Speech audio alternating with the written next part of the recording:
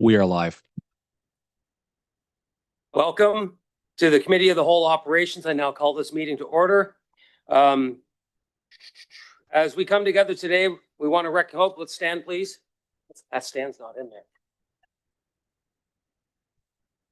As we come together today, we recognize the great responsibilities laid upon us. Our council will always strive to understand the needs of the people and serve and to use power wisely and well.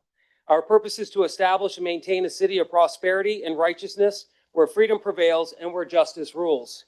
We acknowledge the rich history of this land, which includes the Anishinaabe and Haudenosaunee peoples. Today, there are many First Nations, Métis, and Inuit peoples who live or work in the city. The intent of this acknowledgement is to recognize our responsibility to use and take care of these lands responsibly and respectfully while remembering the generations past and considering the generations yet to come. We respect to seek to continue and promote the long-standing relationships with the area's First Nations, Six Nations of the Grand River First Nation, and the Mississauga of the Credit First Nation, and the Indigenous people who reside within the city of Brantford. Let us also not forget those who served our community and who are no longer with us, so that we can continue to do their work in their memory. You may be seated. Clerk, has the roll been taken? Yes, roll's been taken. Thank you. Members of the committee, are there any declarations of pecuniary interest on items appealing on today's agenda? Seeing none. So at this time, I will ask members of the committee what items you would like separated for discussion purposes. Please note that 6.1.3 is automatically separated as our delegations and 6.1.1 as there is a presentation. Councillor Scully. Might as well pull out 6.1.2. Councillor Martin. Yeah, 6.2.1. Not seeing any others. Councillor Caputo, would you please move the motion to approve all items consideration consent not separated for discussion purposes and state your seconder? Thank you, Mr. Mayor. Moved by myself, seconded by Councillor Slush, that all items contained with consideration consent 6.1, 6.2 not separated for discussion purposes be approved. I would now ask the clerk can read the item subject to the vote. That's easy. Everything was separated, so the only thing subject to the vote is the minutes.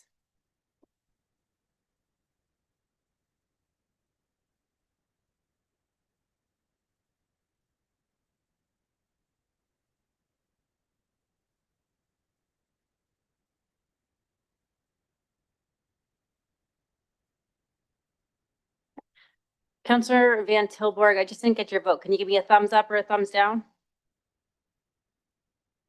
Thank you. And the minutes carried on a recorded vote of 11-0. All those voting in favor are Mayor Davis, Councillor Sicoli, Sullivan, Caputo, Celeste, Martin, McCreary, Hunt, Carpenter, Van Tilburg, and Samwell. Thank you. Members of the committee, we have 4 delegations. Prior to hearing the delegations, I would like to remind those in the meeting today of the following rules of decorum as set forth by the city's procedural bylaw. No person shall display any sign, banner, or placard in the meeting room other than the materials that, in the opinion of the chair, are legitimate audiovisual aids necessary in connection with any presentation to be made to council. All persons present should use polite and respectful language and shall refrain from the use of any language or the making of any gesture that is disrespectful or offensive. All persons addressing council shall speak only to the subject in debate and shall not speak on any other subject. No person shall applaud participants in the debate or engage in conversation or behavior that may disrupt the proceedings of this meeting. So I would ask Sylvia Collins from the Neighborhood Alliance to come forward. Please state your name for the record, and you have 10 minutes inclusive of questions. There should be a red light once you've pressed it. There you go. There we go. And can I lift this up?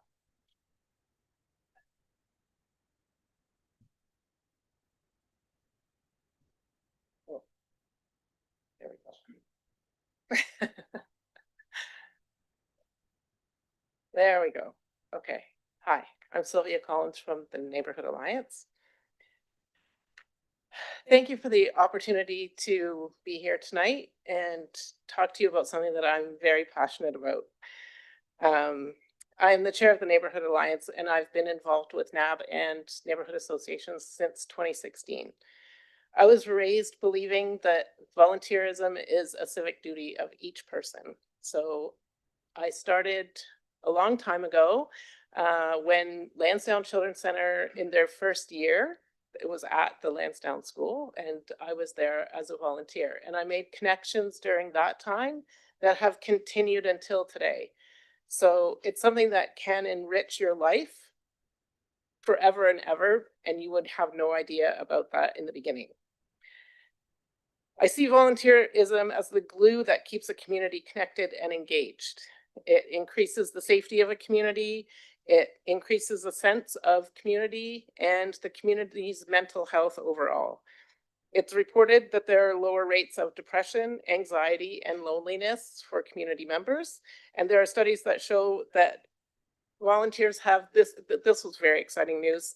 Volunteers have lower rates of or better cardiovascular health, lower blood pressure, and longer life expectancy. I was very happy about that news, especially among older adults. So if anyone's wondering, get out there and volunteer. There is a broader social network, stronger sense of belonging, and a higher trust in others. And volunteers gain transferable skills. So if someone is unemployed and they're volunteering, those skills can transfer to better employment and longer employment. Volunteers are 27% more likely to find employment after being unemployed and also build stronger references and social capital. People are more likely to vote, attend town meetings, and support local initiatives.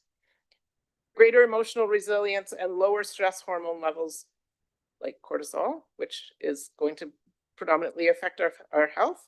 And volunteers are seen as trustworthy, empathetic, dependable, and often emerge as informal leaders. Each time I'm involved in a conversation with neighborhood associations, the single most significant barrier is getting volunteers and keeping volunteers. Each neighborhood association has a handful of dedicated volunteers, but they're the ones that show up for everything. So they're the ones that are having burnout because they're attending each thing. And it's really hard when those volunteers are busy to interest other volunteers and to get them to come and do the same kind of work.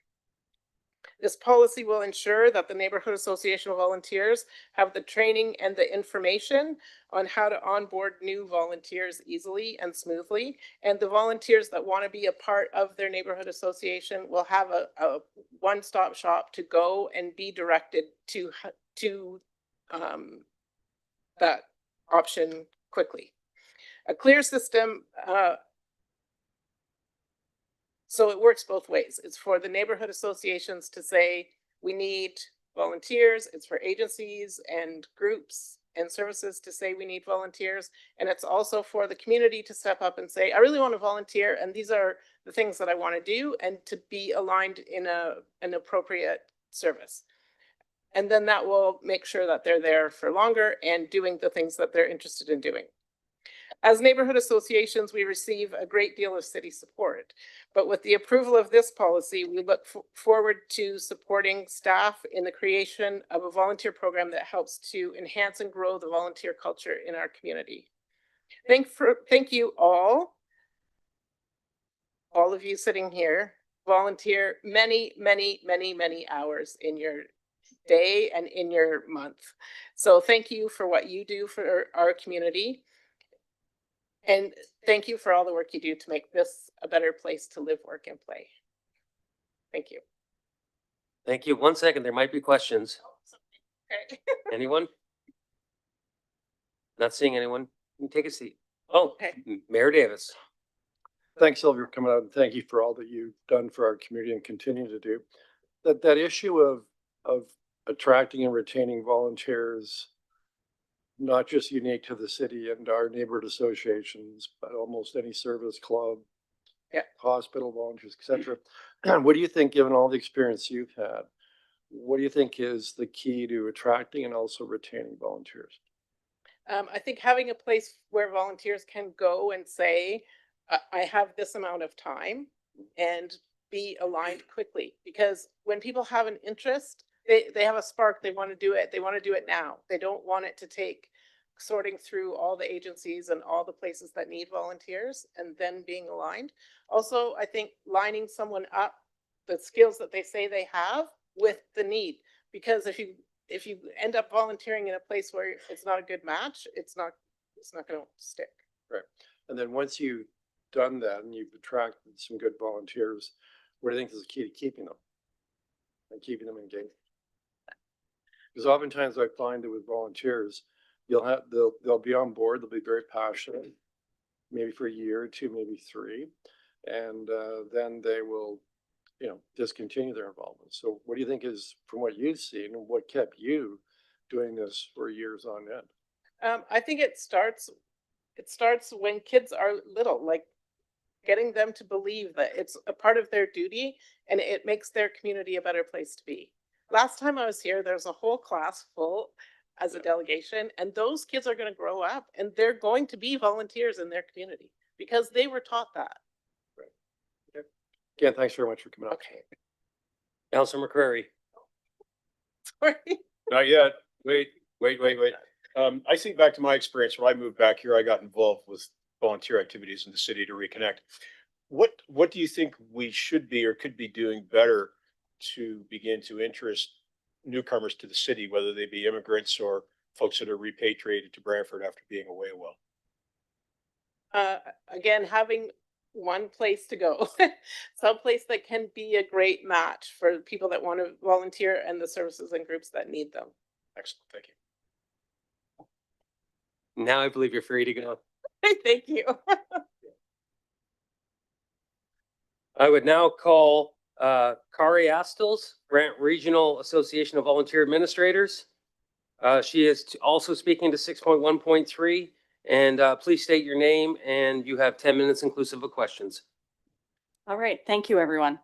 As he mentioned, my name is Carrie Astles, and I am here today as a representative from BRAVA, the Brant Regional Association of Volunteer Administrators. And I also have another hat in that I am the Vice President of the Volunteer Management Professionals of Canada, which is the national organization representing volunteerism. Tonight, I am here to talk to you about how important having a citywide policy on volunteer engagement is going to be. As many of you are aware, volunteers are the backbone of our community. They are helping out in a number of different ways, including, but certainly not limited to, supporting our social services, our cultural programs, recreation, and emergency services. In some cases, we have organizations. I personally work at the hospital. We have a dedicated volunteer program to support our volunteers. There are a lot of organizations in our community that are 100% community driven.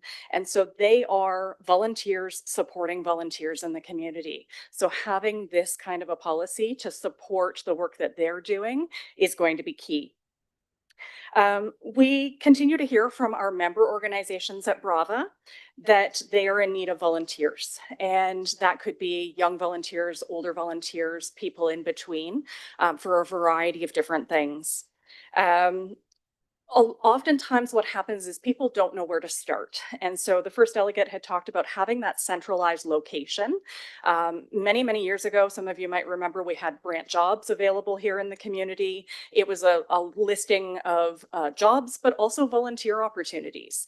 That doesn't exist anymore. So we don't have a centralized place either physically or virtually for volunteers to gather the information about the opportunities that are available to them. A coordinated municipal strategy will help to create a culture of engagement across Brantford. It will offer a one-stop shop for those seeking roles, and it will make volunteering accessible and inclusive for all of our residents, thereby strengthening community resilience and connectedness. You had asked earlier about the retention of volunteers. So not just recruiting them, but retaining them. One of the things that came out of a recent report from the Ontario Nonprofit Network is that organizations that have a structured volunteer program in place recruit and retain 15% more volunteers than an organization that does not have a structured program in place. Over the years, Brava and the City of Brantford have been partners for a number of different activities, everything from volunteer recognition events at the Sanderson Center during National Volunteer Week, flag raisings at Harmony Square and the previous City Hall.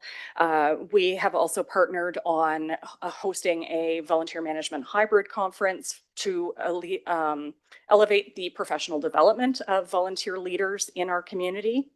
And as well, partnering on our community volunteer fairs. This year we hosted two, one in the spring and one in the fall.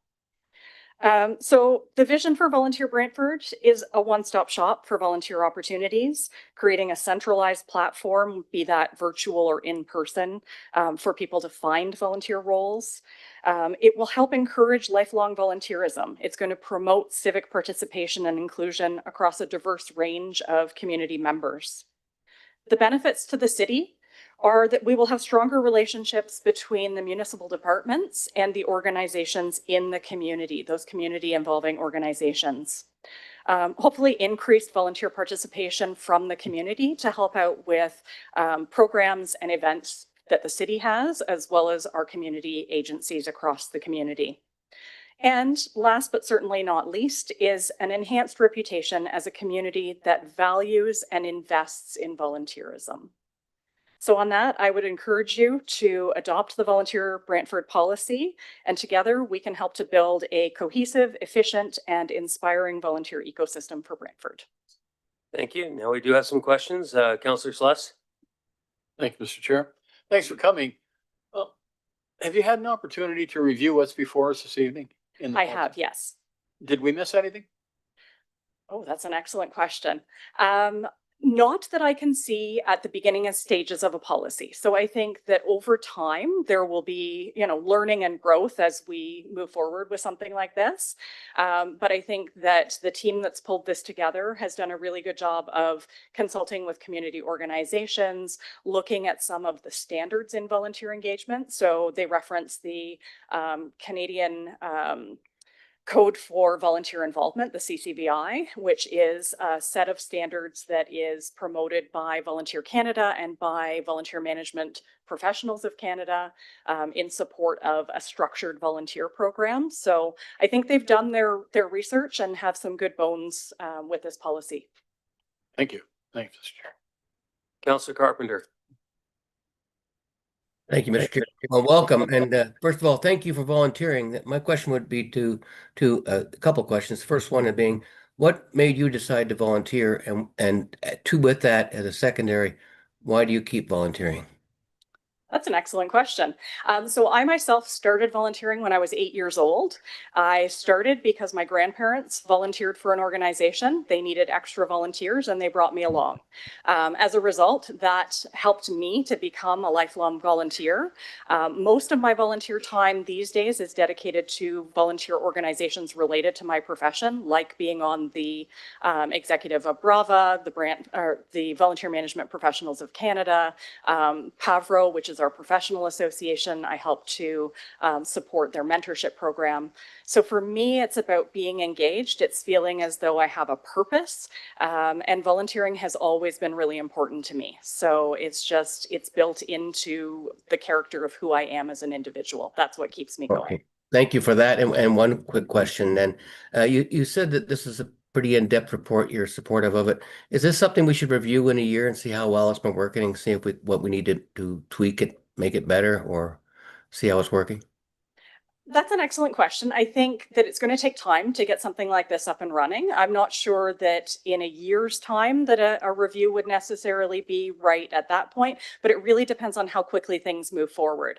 Do I think a review should happen in the future to make sure that the structure is in place and everything else? Absolutely. The timing of that, I can't really say. All right. Well, thank you. And thank you, Mr. Chair. Thank you very much. We'll be dealing with this shortly. I would now call Karen Adams, Kiwanis Club of Brantford. She's also speaking to 6.1.3. Please state your name for the record, and you will also have 10 minutes inclusive of questions.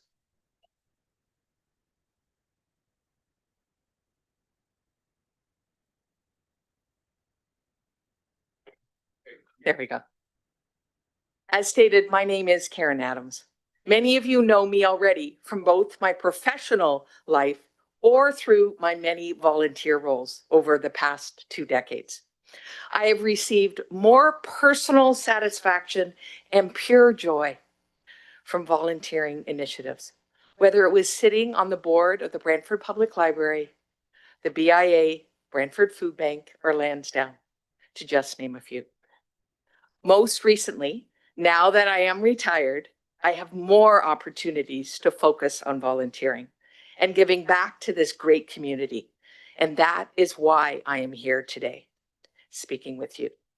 At present, my focus on involvement is with the 106-year-old Kiwanis Club of Brantford, which is a service membership club, but certainly falls into the capacity of volunteering. And also, I do sit on the executive of Brava. I am so excited to support this great policy, as it is time for the citizens of our great city to have clear direction on where, how, and what they can do to make a difference in their community. Whether it's flooding the rinks in the middle of the night for local kids to skate through your city initiatives, or doing a fundraiser at Staples for school supplies, or organizing a writing competition so that students have an opportunity to practice the writing skills. It all takes volunteers. Our community is better with volunteers, and I've been so honored to be able to attend the volunteer celebration of the Sanderson Center each April. And I see the adoption of this policy and formalizing the volunteer process for our city as a necessary next step. I have seen through social media citizens inquiring about wanting to volunteer and not knowing where to go or who to ask. In partnership with Brava, the city can be a beacon for people to help navigate their volunteer journey. That fits into their passion and their abilities. We need to make it easier to foster more volunteering. The strategic role of volunteer plays in bringing the organization's mission to fruition is so very important. The impact of volunteering to all of the city of Brantford is immeasurable for not only the volunteer, but also the recipient of those volunteer efforts. The impact of volunteering is palpable. It is what fills my bucket in retirement. It brings purpose and joy to each and every day. Volunteers are not supplemental, but fundamental to organizations, not-for-profits, service clubs, and this policy recognizes and formalizes this.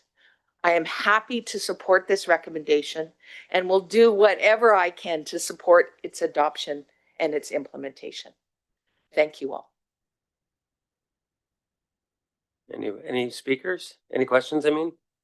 Not seeing any? You may take a seat. We'll be Great. dealing with this shortly. Thank you. I now call Armando Lambert, East Ward Echo Place Neighborhood Association, also speaking to 6.1.3. You will have 10 minutes inclusive of questions.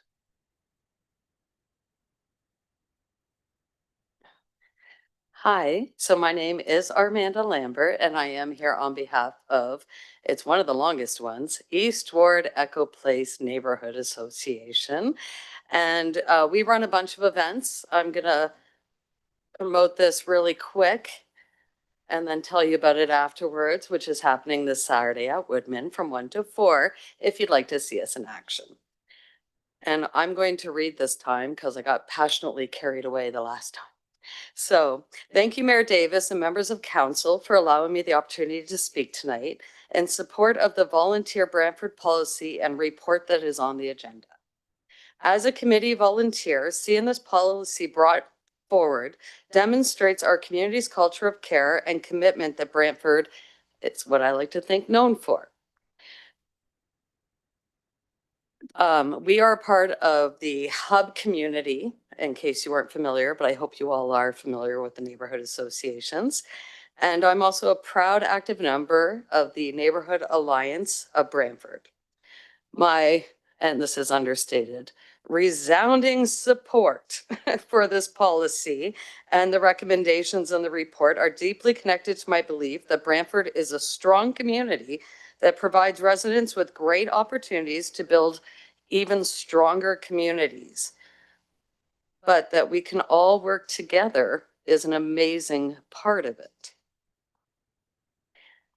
This will help enhance and build upon what we've already have and are very proud to have built.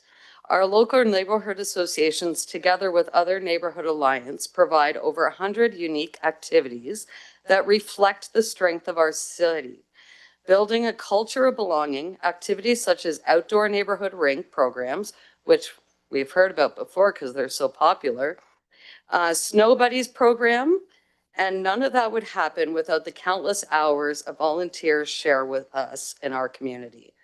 Specifically, Eastward Echo Place Neighborhood Association continues to deliver our annual roster programs, which you heard all about the last time, and events that connect neighbors to a variety of services that most importantly to each other. Our neighborhood association could do so much more, but we experience barriers like everyone else in attracting new volunteers to assist us. And also the issue of volunteer burnout continues to be a concern. I feel extremely positive about the city council values the contributions of volunteers and endorse the development of programs dedicated to easily connecting volunteers to volunteer opportunities. I truly hope that council shows their support tonight by approving the policy, and I personally pledge my support in assisting to the work closely with our amazing staff of team to not only develop the volunteer engagement process and the tools, but also to promote them so that potential volunteers clearly know how to get involved. Wait, there's more. What an amazing vision we all have for Brantford. I can imagine an even greater community with just a little more help. So everyone has a chance to make the difference by giving back to a community that they call home. Our population continues to grow, and now more than ever, our efforts to embrace students and newcomers will be so impactful. Our neighborhood associations, charitable organization, nonprofits, and community events all depend greatly on the support of volunteers. We all appreciate the value of the contribution to our volunteers make. Together, we are dedicated to ensure that all individuals have the right, and I mean this, to feel connected, empowered, and respected. Brantford is a leader in building strong neighborhoods by providing the policies. Our growing municipality will continue to thrive.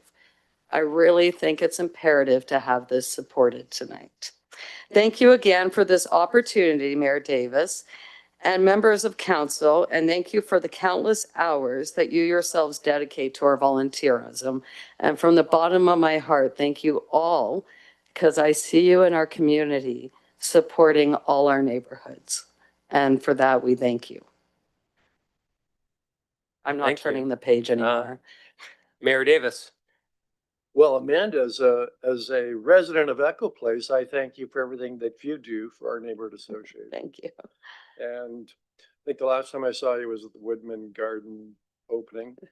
And just in case it hasn't been confirmed for you, we do have funding through the Cowan Foundation to improve the multi-use pad in front of the Woodman Center. So hopefully we can complete that wonderful project by I agree. sometime early next summer. In terms of the neighborhood associations and the volunteers that are a great group of dedicated volunteers, and we've talked about recruitment and whatnot, but what do you see as the key to being able to keep people involved for as long as, you know, you have and Sylvia and Karen and Carrie? What is the key to it? I mean, because we do have some that seem to spend decades doing volunteering. What's the key to keeping them so long? Well, I'm just slightly egotistical to think enough that I know the answer to that. Good. I think there is a return on investment every time you shake someone's hand and treat them with respect. And I'm going to throw her under the bus. I asked her to come with me because we have a new volunteer ourselves recently. And as such, we do things that you wouldn't expect. So I spent Saturday sitting with my new volunteer, getting feedback from her of what her onboarding was like, having experienced it with me, because I felt that there was a barrier missing. So I used to do quantitative marketing, which sounds really nerdy because that's who I am at heart. And so I sent out a bunch of probing questions to her as my introduction. And I send that out to everybody who's a new volunteer. What that has done has allowed me to have a perspective of them that is greater than I would have by just speaking to them. So I found out through that email, for instance, she has years of experience working in nonprofits in Zimbabwe. That's something she may not have mentioned right away if I had not done that, right?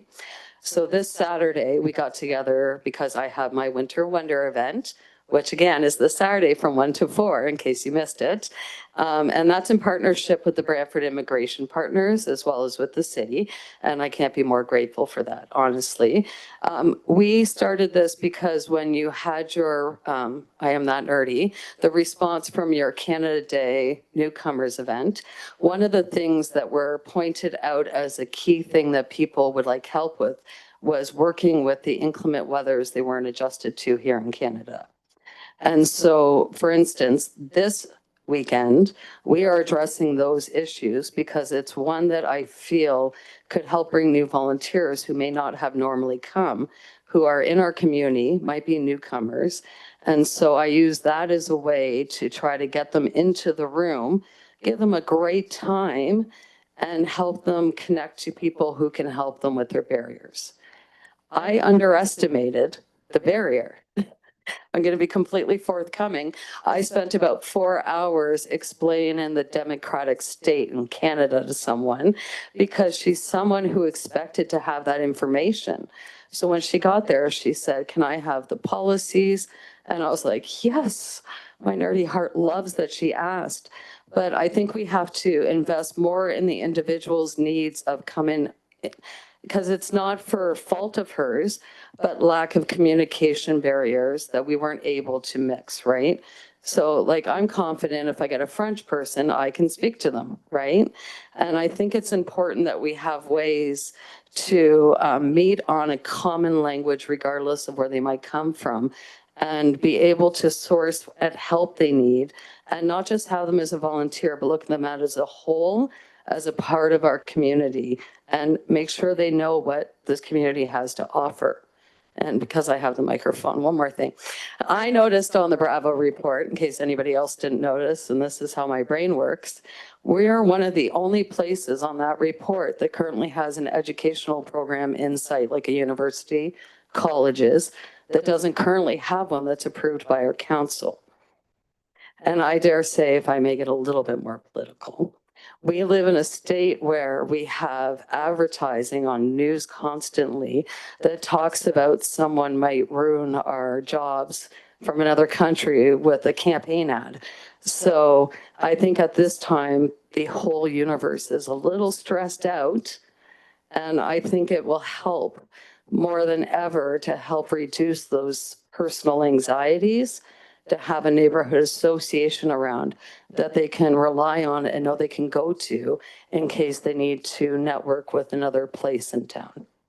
So that's my humble, egotistical opinion of how I think it should be fixed. But you asked. Thank you. I asked and you delivered. Thanks. I did. And to Sullivan, that sort of answers your question about newcomers when you asked, because I have a lot of newcomers who come to me and we are onboarding them one at a time, but it could be so much easier if you pass this, because then we'll have the tools to do it and it'll be consistent across all the neighborhoods, which, if I can be on my high horse, really gives you your best return on investment because you're not leaving any room for liability. So I promote it humbly.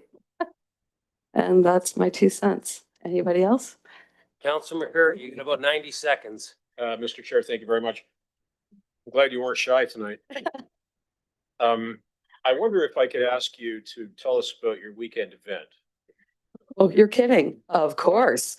So this weekend, actually, one of our celebrities who are coming to speak to us is in the room, is Sylvia Collins. Exactly is the event called? It's called Winter Wonders, Your Guide to Thrive in the Cold.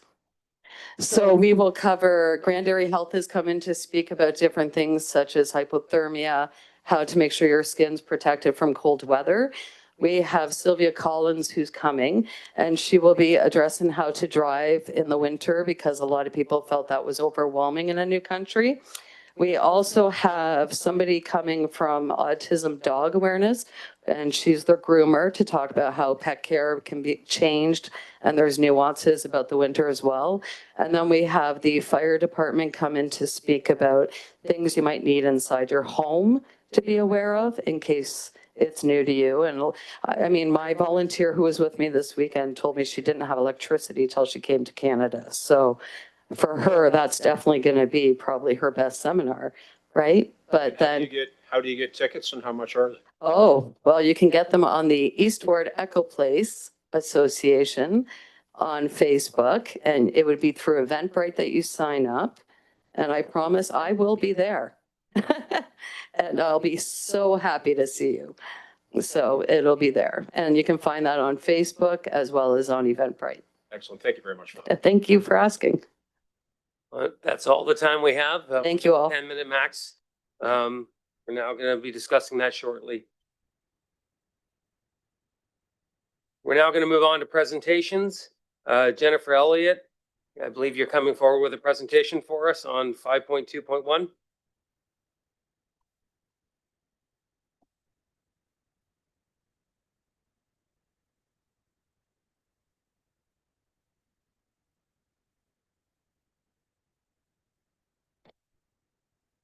Before you begin, might I ask council if it is okay if we just allow them 15 minutes for this presentation as they can't cram it into 10 minutes? No objections? Beautiful.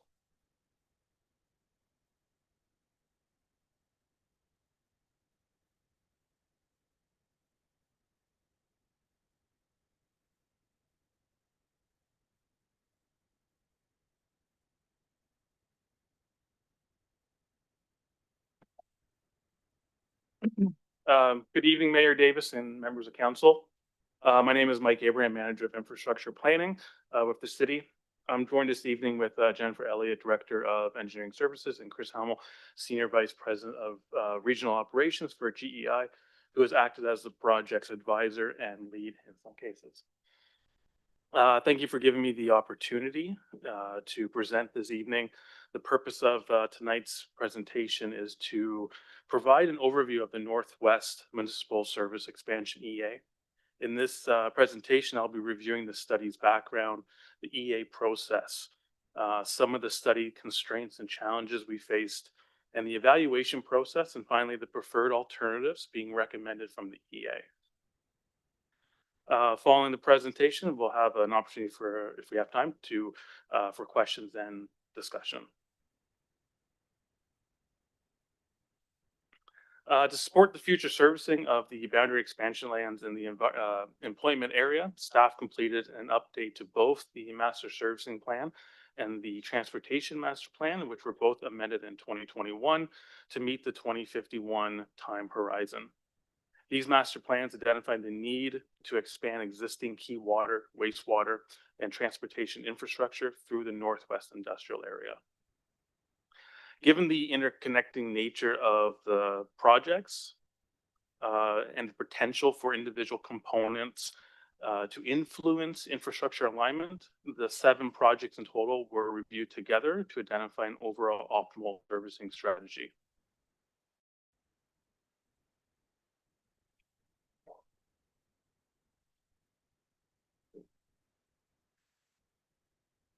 The municipal class EA process is a provincially mandated planning framework that guides municipalities in the development of infrastructure projects for roads, water, wastewater, and stormwater systems. The process ensures that projects are planned in an environmentally, socially, and economically responsible manner. It involves identifying problems and opportunities, developing and evaluating alternative solutions, assessing potential impacts, and consulting with the public, First Nations, and agencies. The MEC process mandates a series of background studies to be completed to understand existing conditions and potential constraints within the study area. Studies completed for the Northwest EA, just to name a few, was the natural heritage studies, archaeological studies, cultural heritage, geotechnical, and hydrogeological, just to name a few. There are about 20 more.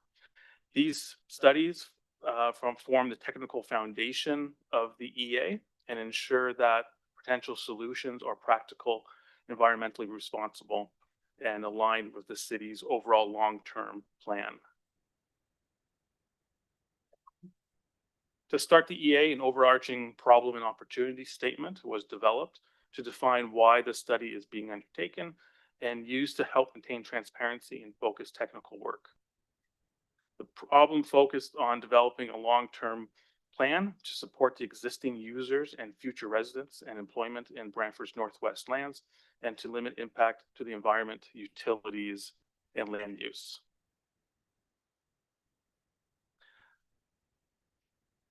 However, the interconnecting EA gave the city an opportunity to review all key infrastructure components in an integrated manner.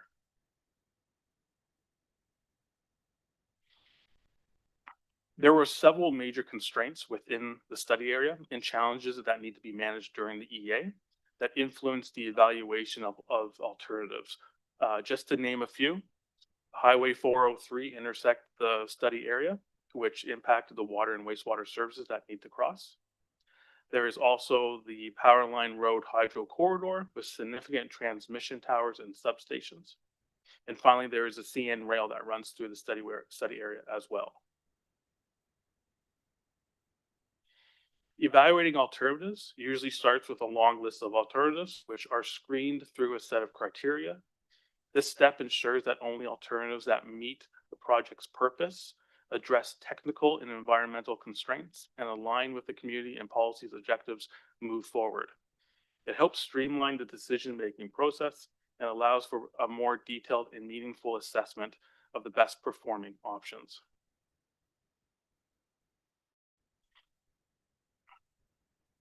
The general evaluation criteria used in our EAs ensure that potential project alternatives are reviewed in a balanced and comprehensive manner. The criteria consider social and cultural, technical, environmental, and financial factors. Together, these criteria support a well-rounded and sustainable decision-making process.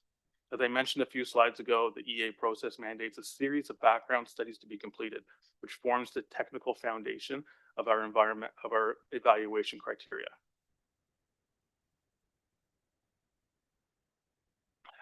On the onset of the project team developed a consultation program, the goal of effectively obtaining feedback.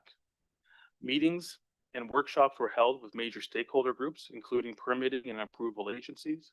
Our stakeholder list include the MECP, the MTO, the County of Brant, the GRCA, Hydro One, Grandbridge Energy, and CN Rail. We also engaged through workshops and review periods with the Mississaugas of the Credit First Nations and 6 Nations of the Grand River. In addition, we completed 3 public information centers, which provided the public an opportunity to provide feedback and speak to the project team members. A total of 56 meetings and workshops were held with stakeholders, including the 3 PICs. A quick overview of the water and wastewater projects.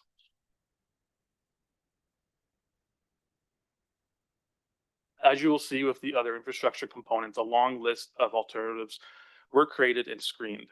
The water and wastewater are coupled together for phasing and construction synergies. Another important note to mention is that the Oak Park Road portion of the water and wastewater were screened based on their interaction with the existing water and wastewater infrastructure in the 403 crossing location.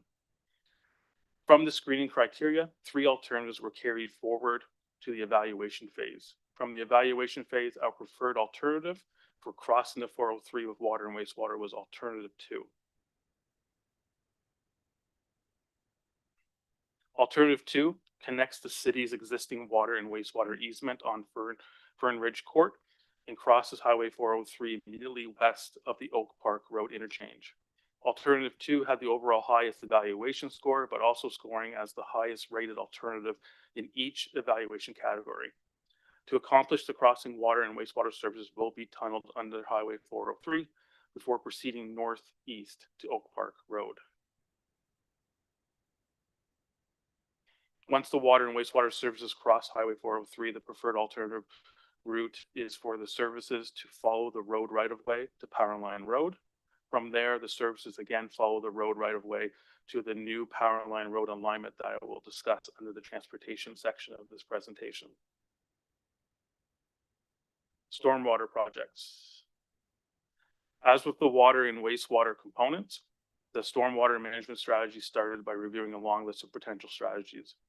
The stormwater management strategy needs to manage future storm flows, but also address quantity and quality requirements. The stormwater alternatives were evaluated against several screening criteria, such as addressing flooding risk, its outlet capacity and management requirements, its effectiveness at maintaining existing hydrology, its impact on external properties, its construction impacts and complexity, and lastly, its impact on the environment and cultural elements.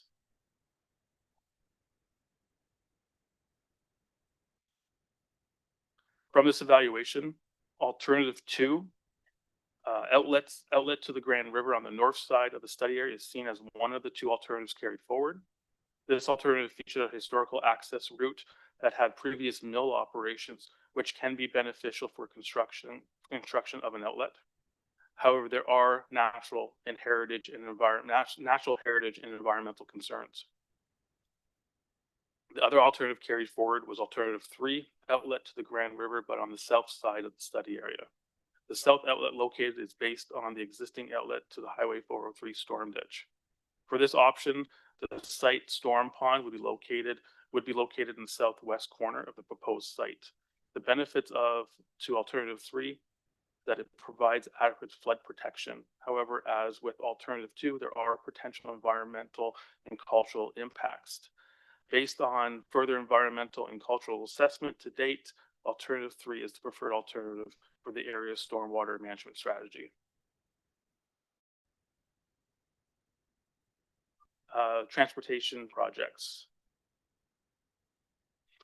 In addition to the EAs for water, wastewater, and stormwater, the project team undertook separate EAs to evaluate the transportation needs of both Oak Park Road and Power Line Road, as recommended from the city's transportation master plan.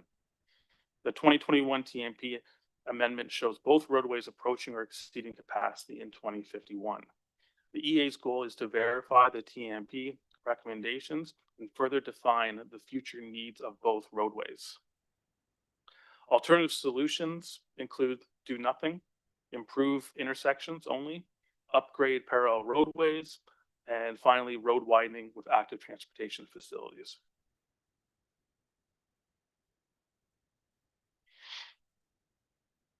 The city's TMP identified the need for a 4-lane cross section for Oak Park Road and Power Line Road to meet overall travel demands in 2051. A comprehensive transportation analysis was completed as part of the EA, and findings included that by 2051, all study area intersections would be operating at or over capacity, creating long delays and excessive queuing. The analysis also confirmed the need for 4 lanes to accompany growth and improve traffic operations in the future.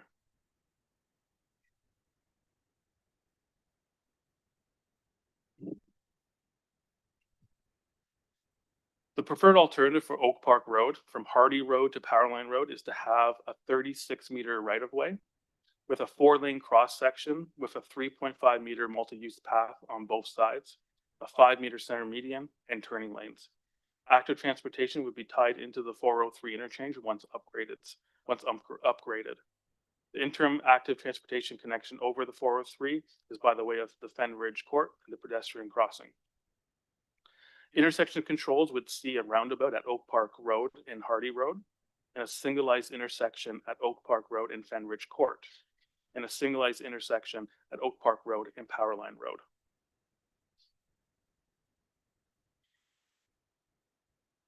The preferred alternative for Power Line Road from Oak Park Road to Paris Road is to have a 40-meter right-of-way with a 4-lane cross sections and a 3.5-meter multi-use path on the south side, a 5-meter center median with turning lanes.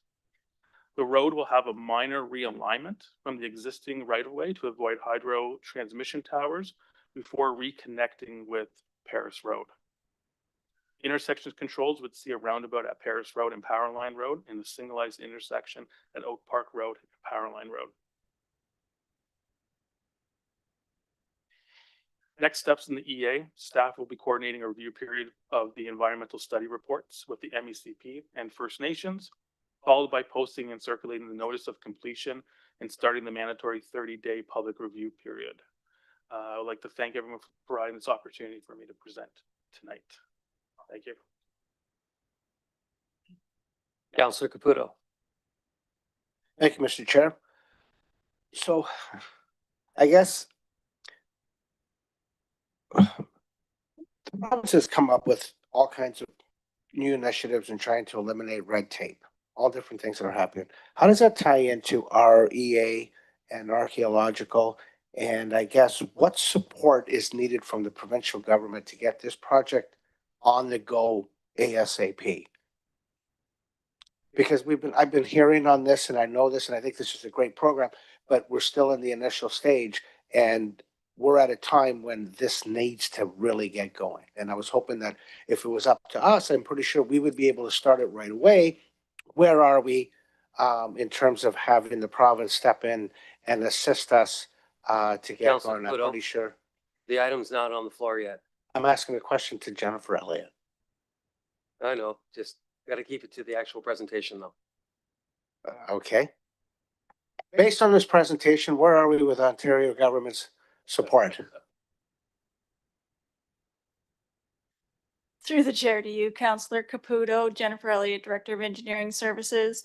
So at this stage, we've gone through the regulatory requirements of the study of the municipal class EA. So now we would be presenting that to the public. And then if everything goes smoothly, the MECP will review the project and provide no comments. Then we can move into the preliminary detailed design phase of the project. We talked about water, wastewater, stormwater, going under the 403. Do we have the ability to do that, or is that something the province needs to give their approval on? Through the chair to you, Councillor Caputo. So we've already started conversations with the MTO about that crossing. And so we are in a very good position with the MTO. So, okay. Mayor Davis. This question goes to you, first of all, Jennifer, through the chair. Yeah, so why is it taking so long? Through the Seems chair like it's to- been years. Yeah, through the chair to you, Mayor Davis. Yes, a typical EA, because of all of the studies, all of the times that it's going to take to monitor all of the storm water, all of the animals, the species at risk, it has been about a 2-year time span for this EA. Typical EAs of this magnitude, because there are 7 separate projects within here, that typical time frame is about 18 to 24 months. And what was done before you actually started the environmental assessment? What had to be done to be able to set the stage to do an environmental assessment? Yep. Through the chair to you, Mayor Davis. So in advance of the EA, we did have to ensure that all the proper studies were in place from our transportation master plan and our master servicing plan. So we had to look at all of the expansion that is coming and all of the flows, all of the traffic and transportation in which to have those studies finalized. Okay. Now, with some of the options, We're at the 15-minute mark. Unless somebody cares to move a motion to extend this. Moved by Mayor Davis, seconded by Councillor Caputo. 10 minutes. I move 10 minutes. Okay. Vote.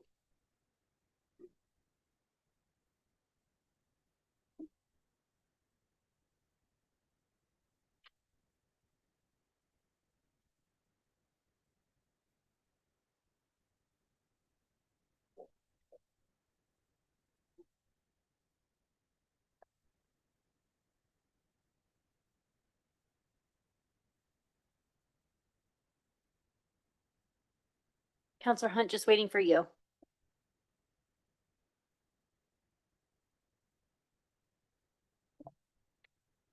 And the motion to extend the presentation carries on a recorded vote of 11-0. All those voting in favor are Mayor Davis, Councilors Secoli, Sullivan, Caputo, Celeste, Martin, McCreary, Hunt, Carpenter, Van Til, Morgan, Samwell.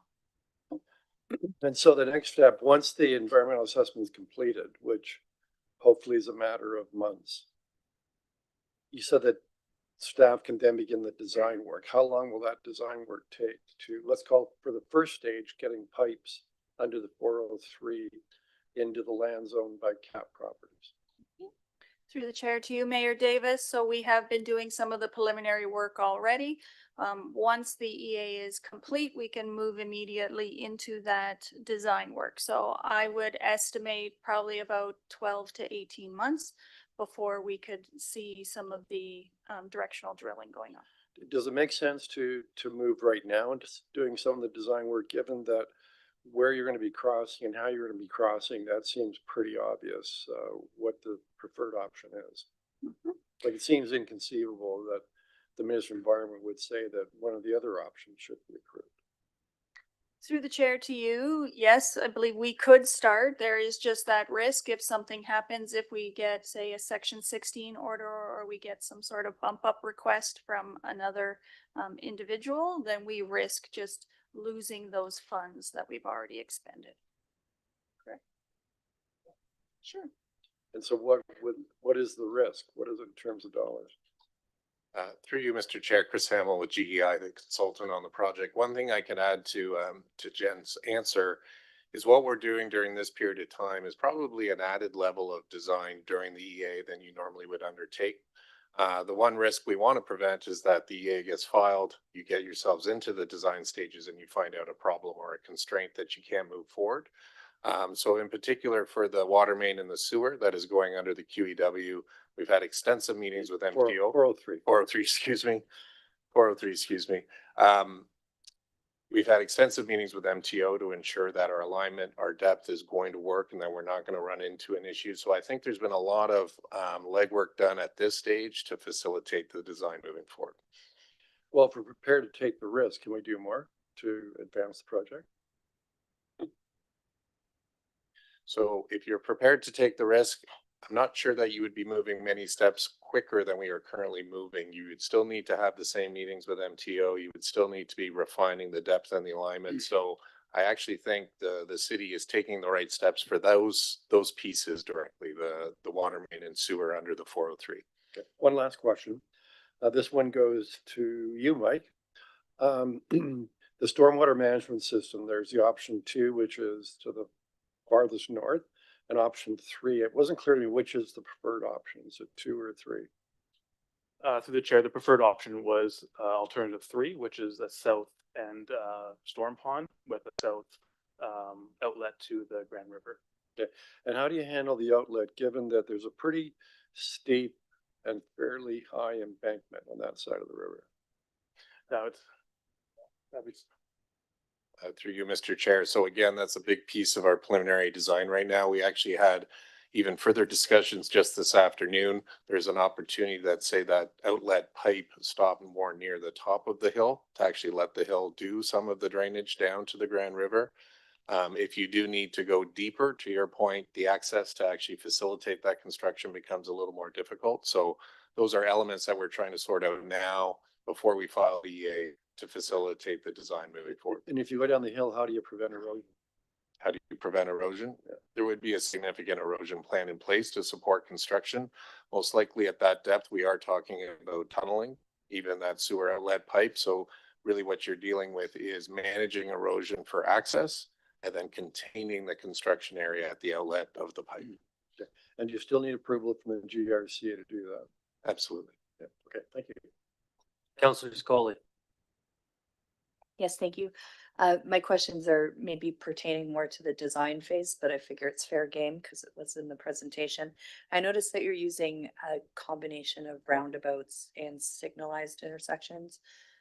Can you explain, are we unable to do roundabouts in those intersections that don't have roundabouts? Yes, through the chair to Councilor Secoli. The two intersections that are going to be singleized, they beat out the roundabout in the evaluation by the smallest of margins. That came down to the cost and the amount of property required to fit a roundabout at those locations. So we just don't have the land currently. There would be more impact, property impact. Okay, thank you. Counselor Sluss. Thank you, Mr. Chair. Knowing what we know today, when would that land be serviced? When could somebody start building something on the land we're servicing? Through the chair to you, Counselor Sless, I would say within approximately 18 to 24 months, we could be seeing some of the servicing underneath that 403. Within 2 years? Correct. Okay, thank you. And then in the preferred route, there was a stormwater outlet into the Grand River, correct? Correct. And it was my understanding that there was concerns with us doing that from our neighbors. Has that been overcome? Through you, Mr. Chair. So we did have great discussions and workshops with not just the approval agencies such as the GRCA, but with Six Nations and many other stakeholders involved. There would have been a preference perhaps to try to see if we couldn't fully infiltrate the stormwater in the area like they currently are doing in the quarry operation. However, when we think about a finished community, we do need to protect against flooding and we do need to have a sustainable solution. So by having an outlet to the Grand, it's only going to be outletting at the worst conditions, if you will, of rain. And then working with the stakeholders and Six Nations, I think we've worked through what would it take and what is going to be required to actually implement that outlet to ensure that species, the vegetation, the natural habitat, et cetera, is maintained even with that temporary construction. So based on your conversations, then there shouldn't be any surprises when we start construction. No, and these groups, excuse me, Jen, will obviously be involved as well through the design and the construction phases. Okay, thank you. Thanks, Mr. Chair. Counselor Carpenter. Thank you, Mr. Chair. Just to staff then, what's the whole point of the exercise for the viewing public? Why are we doing all this? Through the chair to you, Counselor Carpenter. So it's all dependent on the magnitude of the project, the impacts to the environment, as well as expansions of roadway that requires it to move into that municipal class environmental assessment process, which includes all of the many studies and the observations of the surrounding and impacted lands. This is to provide services to the boundary lands of Paris Road, right? That is correct. Through the chair to you, it's all resultant from the expansion lands of the city and to bring those services to those areas. So that would provide services to that particular area for industrial land or even a new hospital, for example. Correct. Okay, thank you. Thank you, Mr. Chair. Counselor McCreary. Chair, thank you, and thank you for the presentation, folks. There seems to be a renewed interest with respect to endangered species in Ontario. Have we gotten to the level of examining endangered species in this EA? Absolutely. That's part of these detailed background and environmental studies that we completed as part of the EA. In a lot of those cases, that's what Jen was referring to, the multi-seasonal and year-long monitoring and inventory of those species. So yes, we've completed it as per the current standards. And there'll be no surprises from province of Ontario?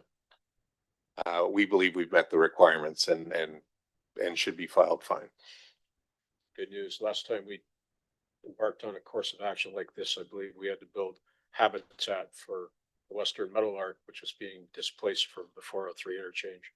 And as Councillor Weaver said at the time, the cost of $80,000 to do that provided some pretty expensive cat food. Thank you. Thank you very much. There doesn't seem to be any further questions. Counselor Hunt, can you please read the motion to place all separated items for consideration consent not previously voted on the floor and state your seconder? Sorry, no seconder. I do have a seconder. Moved by myself, seconded by Counselor Carpenter. All items for consideration consent, 6.1, 6.2, separated for discussion purposes be approved. All righty, we'll now take up item 6.1.3, the volunteer Brantford policy 2025-507. As there was a delegation, is there any discussion? Mayor Davis. Yeah, through our delegations, I think we heard, and the report also tells us that this need for, it's called the centralized recruitment hub, that seems to be an important factor in being able to successfully attract candidates for volunteering for the city and for other organizations. Wondering if, I'm not sure if it's Salvi or Lori Dawn that would be responding to this. Oh, there you are, Lori Dawn. You're right there at the mic.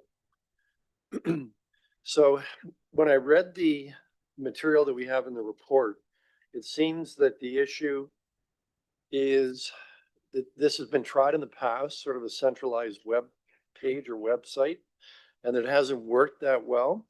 But has there been an attempt made to do that recently, given the progress in AI? And I can see AI being a really useful tool in being able to provide a fairly effective method for someone to express what it is they want to do, and then AI giving them the answer, rather than spending tons of money designing a really complicated web page. Through the chair to you, Mayor Davis, Lori Dawn Caven, Manager of Community Recreation and Events. Great question. We do want to explore the use of that technology. Right now, one of our greatest barriers is having a one-stop shop so that people identify that they want to volunteer, but they don't know through a simple Google search where to access that information.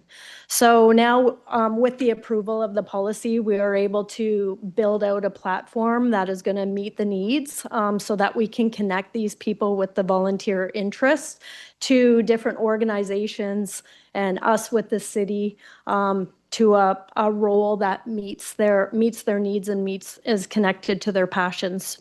So in answer to your question, we do want to explore the use of AI to pool, bring all the information together just to find a further efficiency.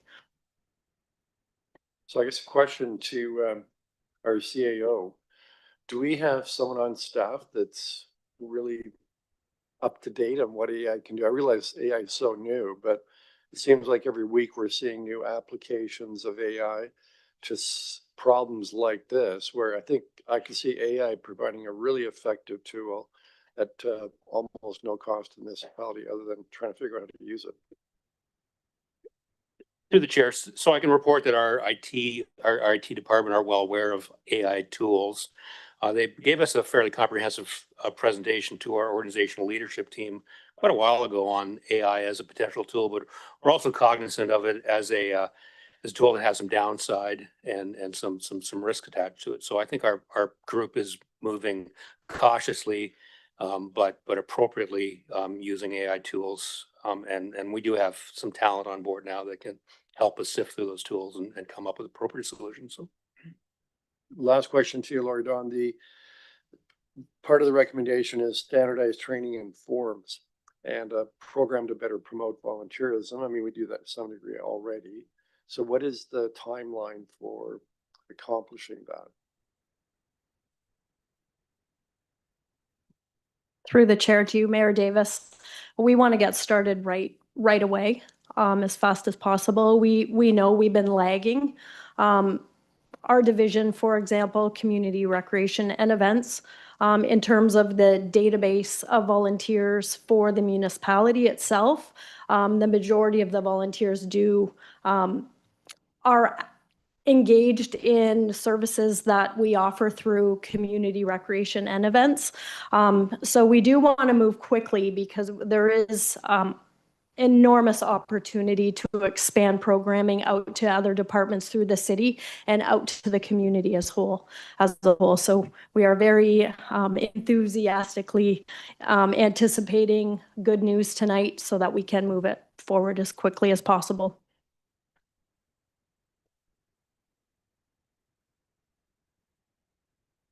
Councillor Hunt. Thank you. And through you, I just wanted to say to our staff that This for me is something that I would consider well overdue, and a great job in bringing this forward for Brantford. My previous professional experiences working within the not-for-profit sector. And I know some of the areas that I worked in had this kind of community-based volunteer, call it a hub. But anyway, all of the agencies that were involved were able to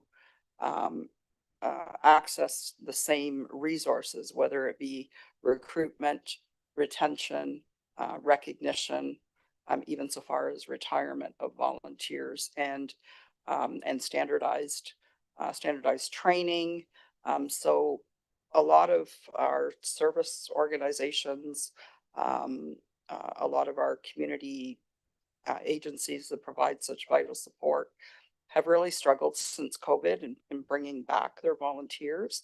And I think by us supporting this and having a volunteer Brantford strategy gives all of those organizations that are individually struggling in silos right now the opportunity to have, kind of a cohesive set of, so whether it's training, onboarding, orientation, all of those things that are important to make sure that the agency resources are being managed well, but also the volunteers that are recruited are matched and are feeling that their time is very well spent with the organization that they've chosen to volunteer their time with. So very, very supportive. Great to see this. And I think from our standpoint, long overdue. So thank you. Councillor Samuel. Thank you, and through you, Mr. Chair. Brantford has a long tradition of volunteerism, and every day residents give their time to support programs, neighborhoods, and events, and our community is better because of them. This policy helps us honor that spirit by making sure volunteers are welcomed, trained, supported, and appreciated in a consistent way. It creates a clear path for residents that want to get involved. I especially appreciate the focus on a centralized hub, onboarding tools, and training. People will know where to go, what to expect, and how to get started, which is often one of the biggest barriers. I've had the privilege of working alongside incredible volunteers in neighborhood associations and community-led initiatives, and have seen firsthand how volunteers build confidence, build belonging, and create lasting change one relationship at a time. This policy recognizes that value and strengthens the foundation for more residents to step forward and make a difference in our community. And I want to thank the staff for bringing this forward and for your hard work on this. And I'm pleased to support it tonight. Thank you. Thank you. Councillor Martin. I never requested to speak, but I'll say a few things here. Anytime I get the chance, I thank volunteers for the work they do, because it's amazing what is accomplished by volunteers. And I was very surprised to learn a while ago that most cities don't have the same volunteer turnout that Brantford does. So it makes Brantford special. And we have amazing volunteers who do amazing work. So thank you for everything you do. And hopefully this policy helps encourage more people to volunteer and see the volunteer ranks grow and prosper and do more programs and activities for all the people of Brantford. And so thank you very much for everything you do. Councillor Sicoli. Thank you, Mr. Chair. This is very timely on the weekend. Actually, Mayor Davis and I were out planting trees at Donegal Park, and there were quite a few individuals that came up to me and were wanting to get involved and were asking me on how to get involved. So I think this would be a very useful tool for those of us inclined to volunteer. So when I'm reaching out to those people, because I did get their contact information and want to connect them with the right place to go, when Can I tell them that this tool will be online and live for them to use? And will there be any community outreach or any outreach from us to our community partners, letting them know how to list their volunteer opportunities on this website?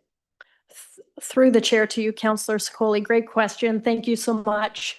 So if you look on our current website, we've got about a quarter of the way there. So we're getting close.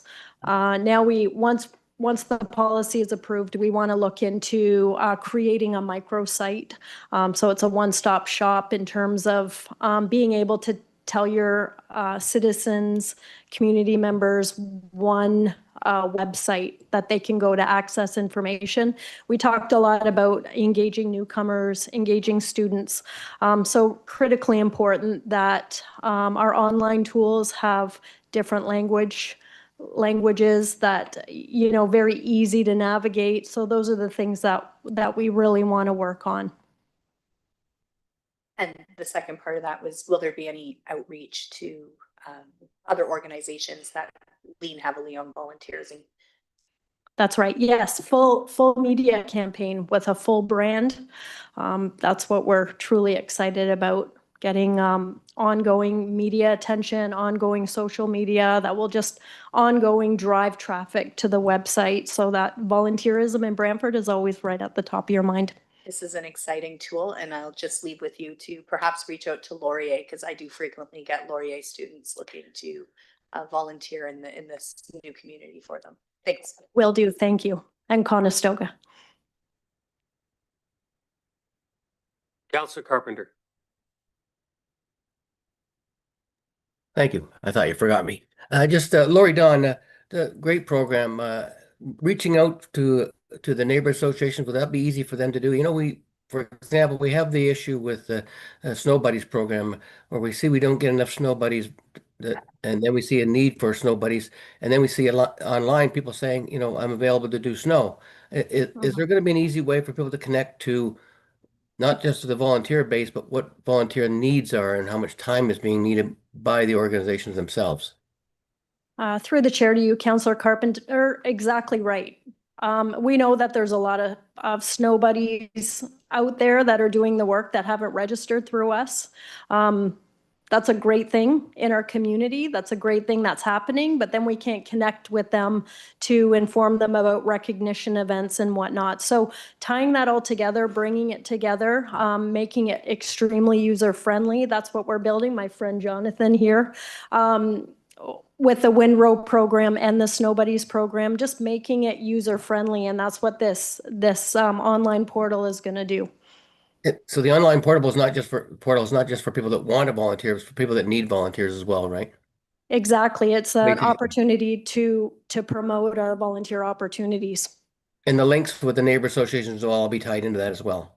Exactly right. All right. Thank you. Thank you very much for what you're doing. Thank you, Mr. Chair. Councillor Caputo. Well, at least you got this hand right. I asked to speak, he gets to talk. So I heard some great things here tonight, and I surely, in all the years that I've ever been associated with volunteers and everything, I always used to see the same people doing the same things all the time. And how is it that we can gather and bring on more people and get them involved in everything? And what I'm seeing here tonight is exactly that thing. And I heard the word structured, and I love that word structured. Without it, it just, everything crumbles. You can either build on sand or you can build on a rock foundation. And so I'm supporting this tonight because I think what I've seen in Brantford over the 15 years I've been here is a great group of individuals who have given their time and putting forth to the community. And I think we have an opportunity here to get on more and really enhance it even more. We have summer festivals, winter festivals. We got all kinds of things that are supposed to be going on that can be enhanced. And this is a great tool that's going to bring that on board. And I thank everyone who came here to speak tonight because it's your passion that brings this all forward. So thank you. Councillor Sluss. Thank you, Mr. Chair. Through you to Lori Dawn. Lori Dawn, what's harder, recruiting or maintaining? Ooh, great question.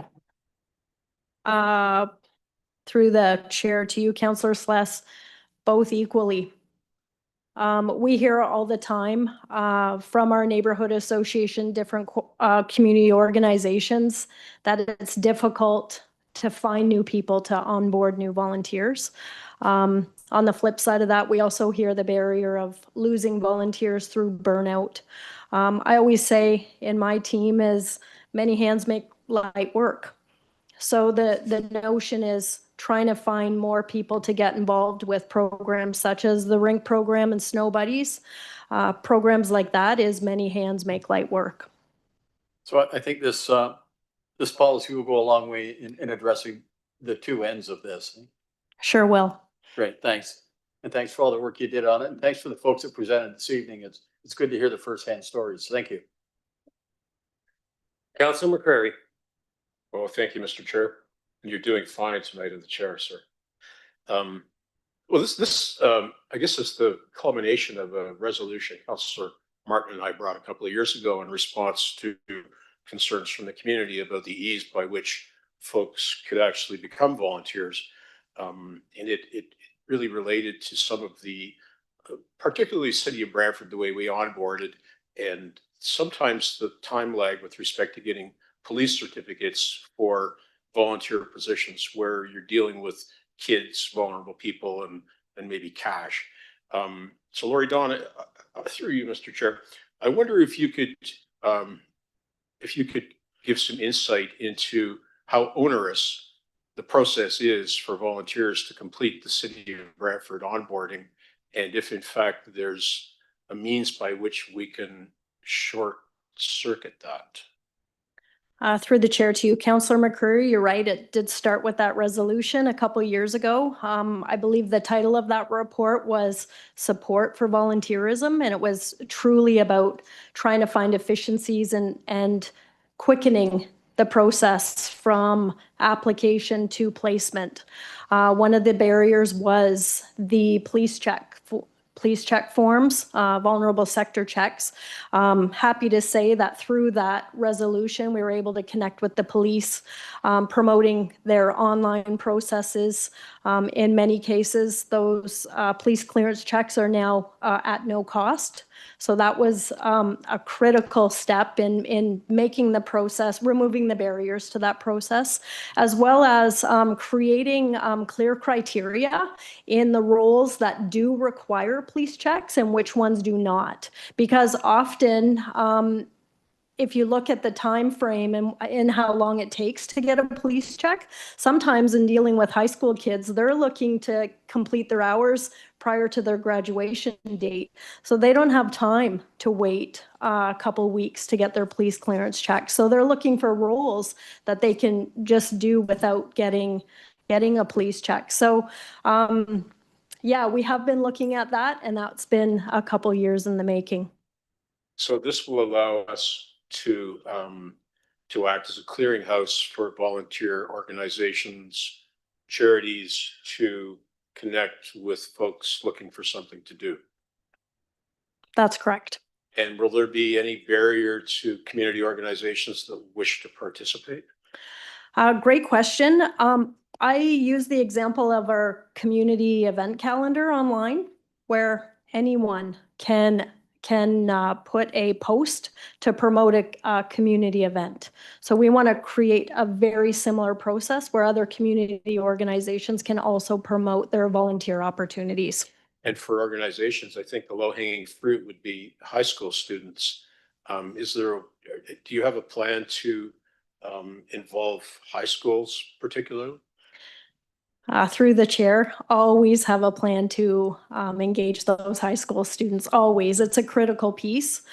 And it is, I hate to say low-hanging fruit, but when you look at events like Canada Day, we get a lot of high school students that sign up right as soon as they're done exams. So it is, it's a great opportunity on both sides. And do you think that if we had no volunteers, we could afford to pay people on staff to do all this work? Through the chair, absolutely not. Our rink program alone would not happen without our crew of hundreds of volunteers. And this will also enable, say, minor sports teams to be able to do more? Correct. Any Arts organization. and culture organization? Yep. Yeah, okay. Thank you. This really is a tremendous work product and an ongoing project for city staff. And when this has reached the full build out, I think this is going to be a very significant and meaningful accomplishment for this term of council and for the staff that have done all this great work. So thank you.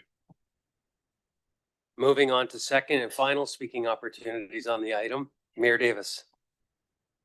Thank you, Mr. Chair. All I could do last, you only gave me enough time just to ask questions. I didn't get to say what I wanted to say. So I see what we're talking about tonight as a way of harnessing what is a great power in our community. And that is reflected in surveys that are done throughout Ontario that compare cities to cities. I've seen a lot of those surveys. Some of them actually measure the sense of community spirit or community involvement. I'm not sure how they do it, but there are some that do it. And it always is a great source of pride for me in our community that Brantford always really ranks really high in that category. And that's because we have some superstars in our community that embrace the spirit, I call it the gospel of volunteerism. And we've seen some of them here tonight, Sylvia, Amanda, Carrie, Karen, and lots more that are out there.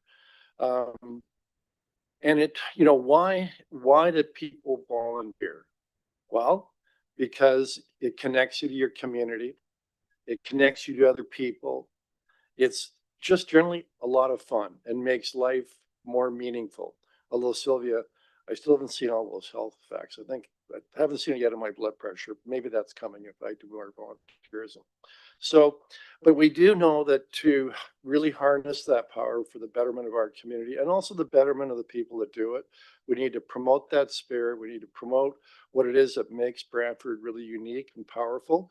And I think this policy is a good way of doing this. And I'm going to be very excited to see what it is that Lori Dawn, you and the team can do to really move this forward so that we're doing an even better job at harnessing this power in our community and making more people understand just what volunteerism can do to their lives and also benefit our community. So thanks very much. And whatever I can do to support it, let me know. Not seeing any other, Councilor McCurry for a second time. Chair, thank you very much. Well, I hinted previously at my volunteer involvement when I returned to Brantford, Lothies many years ago. And having been away for the better part of a decade and a half, I was anxious to make some connections in this community. And I got involved with the Heritage Committee and with Mary Walsh and did a lot of things I'm very proud of to this day and made some lifelong relationships and friends that I still see quite regularly. And I think volunteering, as we've heard, not to belabor the point, but volunteering is a two-way street. You get as much out of it as you put into it. You learn skills, you make friends, you build connections in the community, and it allows you to do stuff that you really like to do. Because if you're volunteering doing something you don't want to do, you probably should look around. I think too about the development of leadership skills. And there are people at this table who've come through volunteer organizations. I think particularly of Councillors Weaver and Antosky, who came through neighborhood associations. I think of myself and there are probably half a dozen. Well, it goes without saying, Councillor Samuel. I didn't think I needed to mention her name. I think of a number of people that came through the Heritage Committee, and I think there was about 5 or 6 of us over time. Councillor Starkey, Councillor. I'm at a loss for names. Kinnaman, Councillor Kinnaman came through there. Councillor Callan came from Heritage Committee. So leadership, enjoyment, giving to your community, it's what volunteering is all about. And this is going to help us perhaps provide people and organizations with that come together thing that allows them to connect. And it'll allow volunteers to browse the opportunities available to them rather than having to do acres of research because they've got enough time they'll have to put in complying with the city's policy requirements online. So I said it earlier. I guess Lori Dawn said it earlier because I led her to say it earlier. We couldn't begin to afford to pay the people the money that we would need to replace what's done by volunteers. Some of them are here with us tonight And I'm just so proud of what we're embarking on here. And I think it's going to be a really, really good thing for our community and for the folks that live in it to do some matchmaking. And Counselor Carpenter for a second time. Thank you, Mr. Chair. Yeah, volunteers are the lifeblood of our community. There's no question about that. That's why I've been such a big promoter for many, many years of neighborhood associations. But let's remember this as well. When we do the volunteer night, let's make sure that the parking across the road's free so they don't have to worry about getting a parking ticket. Let's make sure that we can boost when it comes to budget time and make sure the neighborhood associations have enough funding to do the volunteer work that they do in our community. And let's make sure that we're supporting our neighborhood associations, not just by policy, but by actual dollars and cents, because we could never afford to pay them, as was already said. So we need to make sure we step up and make sure neighborhood associations are fully funded and they have the resources necessary, and that the staff have the resources to support the neighborhood associations and the community volunteer groups in our community. Thank you. Thank you. Not seeing any others, we can call the vote.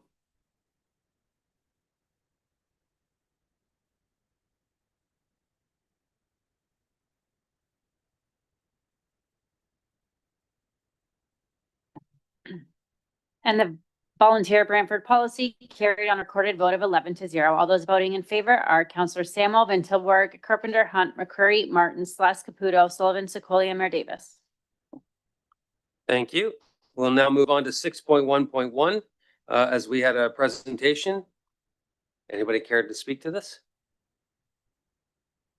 Mayor Davis? Yeah, that's the environmental assessment, correct? Yeah, I would like to speak to it as mayor. And I've got a little bit of background because over the last several months, I've been focusing more than I did in the beginning of my term on economic development, due in large part to responding to what we're seeing happening with the trade situation. And this past week, myself and members of the Economic Development Department, we sat down with representatives from CAP Properties. They're the owners of the lands immediately to the north on Oak Park Road. It's north of the 403. That's that large area that used to be a gravel pit, and that they have spent a lot of money grading it out and getting it ready for development. And, you know, those lands, they constitute probably, there's a handful of other locations in Southern Ontario that have such large parcels of land within an urban area ready for industrial employment land development once the pipes are there. It's the kind of land that, 20 years ago, you'd see an auto assembly plant located on it. It's that large, it's that significant to both the future of our local economy, our community, and Southern Ontario as well. Because as they told me, although there is a great deal of uncertainty in terms of locating plants and constructing plants, they expect that as the trade situation settles, hopefully sometime soon, that we could well see a significant amount of investment throughout Southern Ontario, business investment that's been held back. And we'd be a prime candidate for it, but we're not a prime candidate unless the pipes are in the ground. And so I look at this as one of the most important infrastructure projects we have. We're kind of running out of employment lands that we can use to locate business here. So I would urge staff to consider doing whatever it is we can do. And I know you've been giving this a top priority in terms of allocating resources within the city, but redoubling those efforts. We need the pipes. We need them to secure our economic future. And I know you're going to be doing that. And certainly as mayor, I'm going to do whatever I can, whatever I already have done and will continue to do to support this effort. And as council as well. This is critically important. So. Councillor Carpenter. Yes, I'd echo those comments. Mayor Davis has said this is our northwest industrial land development. This is crucial for us for getting industry and keeping taxes low. As staff, the valuation of this was between 90 and 140 million. Is that enough money in the Transportation Reserve Fund to do this?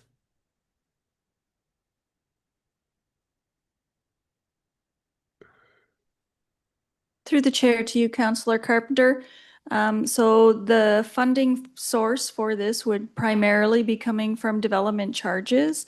I do not know at this time if there is adequate funds in the DC account. However, we are moving forward in our transportation master plan update, master servicing plan update, which is going into our DC charges update and our rate study update. So we will be pulling in adequate funds to fund this project. So we wouldn't be borrowing for this development and then paying it back with DC charges, not knowing what the province is going to do about DC charges going forward. Through the chair to you, Councillor Carpenter. So if, I mean, this is all hypothetical. If there isn't enough in those reserves, we may have to do some DC debt funding, but it should be coming back in. And paid through DC charges, and then Correct. and then does that the development of those industrial lands on that increased tax revenue is also another source? Correct. Okay, thank you. And this is, as the mayor said, this is important for the city. In fact, you can only build so many houses, which we know we don't make money on, but industrial development is what keeps our tax rate low and allows us to provide the services. So it's crucial that we have industrial land that gets developed in our boundaries. Thank you. Councillor Caputo. Thank you, Mr. Chair.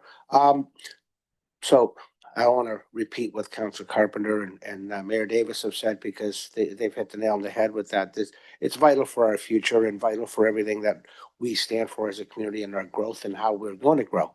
I'm still going to stand on the platform that the Ontario government needs to step up here in a large way to be able to get this process through. And if there isn't enough money in our our accounts to be able to get this going forward, do we have an opportunity to look at one day contracting this out as part of our looking at our debt, where we would then take the DCs to pay that charge off and have one company do the entire process? Just a question, it's just a thought. Can you answer that, Jen, please? Through the chair to you, Councillor Caputo, I'm just trying to understand. So we would contract out, like we would always be contracting out the construction? But I'm asking, if we were to go ahead and once we get everything approved, go ahead and do the entire lands, would that be something that we would be able to give to someone and then pay them as we get to the DC charges? Is that something we ever thought about? So you're more saying the developer to do that, right? Yes. So, I mean, that is always an option. However, the majority of the servicing, like it's a very small portion that is going through the developer's land. So the majority is within the city's right of way already. So it would generally be us doing that construction as opposed to the developer. Okay, thank you. You're welcome. Not seeing any other speakers, we'll call the vote.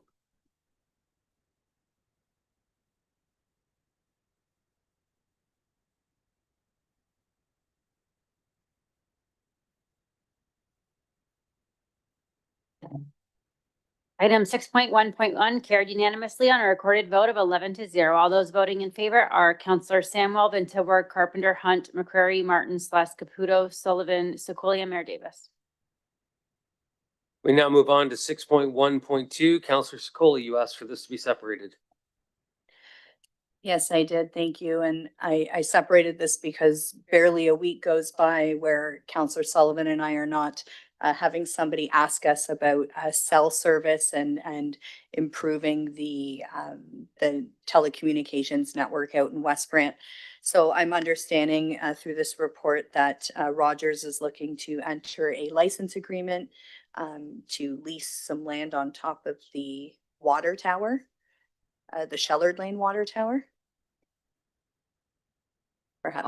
Through you, Mr. Chair, to Councillor Dwayne Ayers, Director of Environmental Services. Yes, that's correct. Rogers is looking to do that. Perfect. And so when somebody sends me the next email, when can I tell them that they can expect some improved network communications out in West Brant? And the second part is, has anybody engaged in conversations with Bell?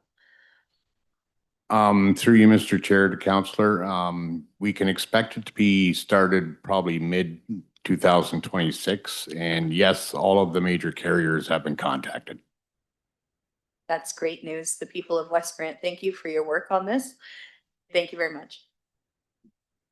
Counselor McCurry. Chair, thank you. So that answers my first question. Currently, it's just for Rogers. Through you, Mr. Chair, yes, that's correct. Okay. And could you tell us the process that you employed to arrive at the price that you cited in the report? Through you, Mr. Chair, to you, Mr. Councilor McCurry, we looked around the province, through Niagara, through York, and we took the average of what they were all charging and came up with that price. Now, I looked at my Rogers bill and I took the average of what I paid over the last number of years, and it looks to me like they've got a lot more money they could spend. I wonder if we want to give consideration to perhaps adding a 0 to the end of that number that's on the report? Through you, Mr. Chair, we could look at that, but as we, other carriers come upon renting the space, that will increase. It would increase more if they were all paying more. I wonder if we might ask staff, Mr. Chair, to consider looking at a more significant charge for this. And I think I'd like to introduce that as an amendment, Mr. Chair, when everybody else has had an opportunity to speak. Thank you. Anyone else wish to speak to this? Bring forth your amendment and state your seconder. Sorry, Counselor Carpenter. I thought I keep getting missed for some reason, but first of all, I just wanted to thank both councils for Ward 1, Rose Sicoli, and yourself, Mr. Chair, I remember you bringing this forward a couple of years ago, I think, about a request from the residents of Shelters Lane about intermittent internet and having difficulties with consistent internet, and that's what this does. But I would certainly hate for us to decide that we know better about price than anyone else. But I think I just want to congratulate both yourself and Councilor Sicoli for the work that they put into this because the residents asked them to do it. Thank you. Counselor McCurry, you can bring forth your amendment now. Thank you. Moved by me, seconded by Councilor Martin, that we give consideration to higher fees and that staff present that option at council later this month.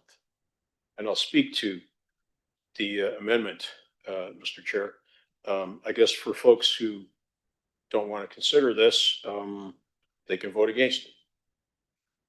So there. Counselor Sicoli. I'm going to take you up on that offer, Counselor McCurry, and I'm going to be voting against this. The residents of Ward 1 have been reaching out to myself and Counselor Sullivan for many, many years. There is a huge pocket of underserviced area in West Brant, and I myself live in the very newest area of West Brant, and I can tell you that the cell service there is spotty. I want to do everything in my power to encourage these telecommunication networks to expand into this area, and that does not include jacking the price. At this point, not a lot of people have landlines anymore, so they're relying on their cell service for life, for their children, for calling emergency services, and I don't want to do anything that's going to discourage that. So I am going to be voting against this amendment. Thank you. Counselor Hunt. Thank you. And through you to Dwayne, you mentioned that you had already done a bit of an environmental scan in terms of, you mentioned York region. And so what I'm understanding then is staff has really already looked at what the market will bear for this kind of licensing agreement. Is that correct? Through you, Mr. Chair, yes, Councilor, that is correct. Okay, and so for that reason, I feel that we certainly don't want to delay this any further. I too will, based on the fact I believe staff's already done the work, I also will not support the amendment. Counselor Carpenter. Thank you. The suggestion being that $25,000 annual revenue for them to rent our water tower space have been suggested by a member of council that that's insufficient, that maybe it should be a 0 added onto that, be $250,000. It kind of reminds me of the discussion on the CN rail lands. I don't think members of council have the expertise that staff do that tell us what the best price to get is, and they've already done that scan and found out what the best price is that's going to provide internet service for the people of West Brant so I won't be supporting an amendment that comes forward for us to say that we know better than staff, because I don't believe we do. Thank you. Councilor Martin. Thank you, Mr. Chairman. I'm sure staff won't be considering adding a zero to the price, but they did get a range of prices from various municipalities. And I think what this amendment is suggesting is that we look at going to the higher end of the range instead of going in the middle. So I'll be supporting this, and I hope it passes, because I'd hate to see us leave money on the table. We've been accused of that before, and I don't want to see it happen in this case. So I think this is a good amendment, and I'll be supporting it. Thank you. First time speakers. I'm going to chime in here.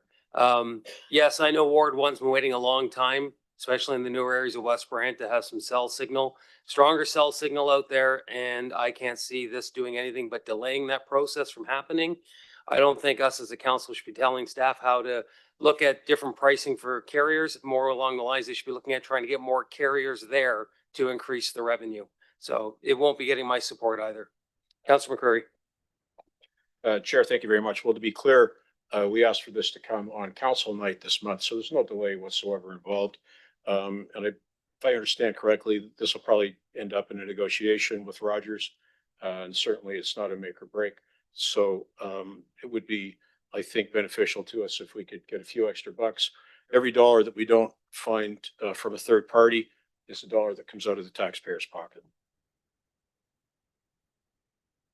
Not seeing anything further, call the vote on the amendment.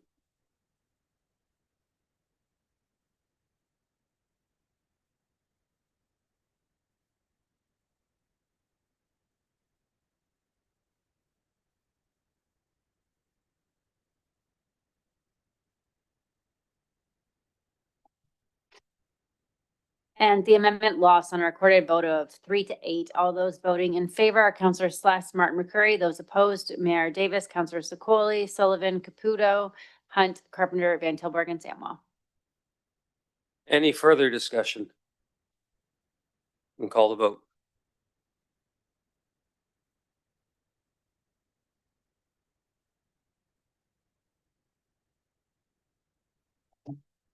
And item 6.1.2 carried unanimously on a recorded vote of 11-0. All those voting in favor are Mayor Davis, Councillor Secoli, Sullivan, Caputo, Slass, Martin McCurry, Hunt, Carpenter, Van Tilburg, and Samwell.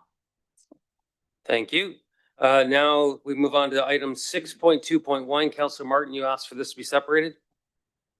Yes, thank you. In reading the report, the one thing I noticed is there's no emergency detour route set up for King George Road.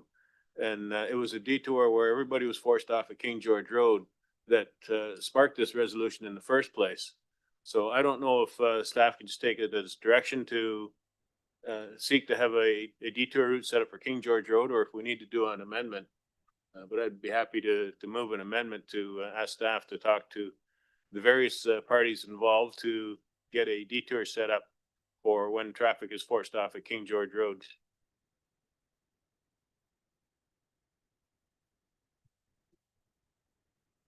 Mark Jacklin, Director of Operational Services, through you, Chair to Councillor. There's actually not supposed to be an EDR off of King George Road. So what the OPP is actually supposed to do is when they do close that section of the highway, they should be starting at Oak Park Road.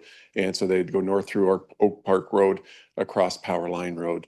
So unfortunately, they didn't actually follow their own procedures this time, the OPP. So we have had conversation with the OPP in order to correct that for future.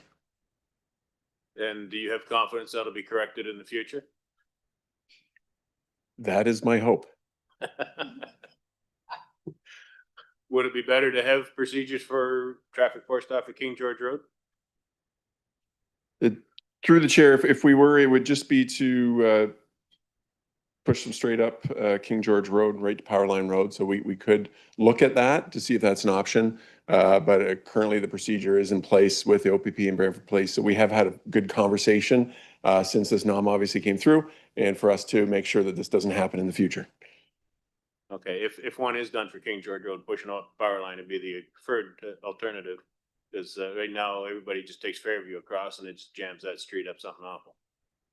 Okay, thank you. Councilor McCurry. Chair, thank you very much. This report is in response to a resolution Councilor Martin and I brought some time ago with respect to, as Councilor Martin had said, some of the chaos we see on Fairview Drive. By way of a bit of a history lesson, we have Highway 403 thanks to MPP Ron Johnson and our local chamber and the Mike Harris government going back a number of years. That made Highway 403 continuous and it became the main street of Southwest Ontario, connecting us to points near and far on Ontario's main street. However, although it's a boon to the city of Brantford, sometimes it's a pain in the tuchus with respect to the folks living on Fairview Drive, as drivers pay absolutely no heed to the EDR signage and follow their GPS along Fairview Drive, causing absolute chaos and havoc and inconvenience to the folks that live and do business there. So the signs are pretty clear. The EDR goes along Powerline Road. It goes to Park Road North. It goes to Gretzky and Henry. But these folks just follow the GPS and they come along Tollgate and Fairview. And it really is awful. And sometimes it's an hour or two. Sometimes it's a day or two. And the resolution leading to this report was looking for solutions. And I want to thank staff particularly for their work on this. Through you, Mr. Chair, to Mark. Mark, the EDR is a provincial statute. Whose responsibility is it to enforce compliance with travel on EDR?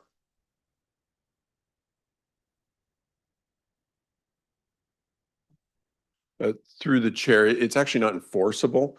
The Okay. EDR is just set up as an alternate route. It's a suggestion. Correct.